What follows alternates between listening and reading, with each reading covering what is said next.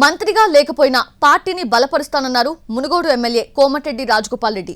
ప్రజల సమస్యలు వినడం, వారి హక్కుల కోసం పోరాటంలో ఎప్పటికీ ముందుంటానని ట్వీట్ చేశారు. తన రాజకీయ ప్రయాణం ఇక్కడితో ఆగిపోదని, కొన్నిసార్లు పదవి లేకుండానే ప్రజల మధ్య పనిచేసే అవకాశం కలుగుతుందని రాజగోపాల్ రెడ్డి పోస్టులో పేర్కొన్నారు. కొత్త మినిస్టర్స్ ని హృదయపూర్వకంగా అభినందించిన ఆయన తనకు రాజకీయాలంటే పదవులు, అధికారాలు కాదని, ప్రజాసేవ పట్ల నిబద్ధత ఉందన్నారు. అదే కారణంతో తిరిగి కాంగ్రెస్ పార్టీకి వచ్చానన్నారు కోమటిరెడ్డి రాజగోపాల్ రెడ్డి.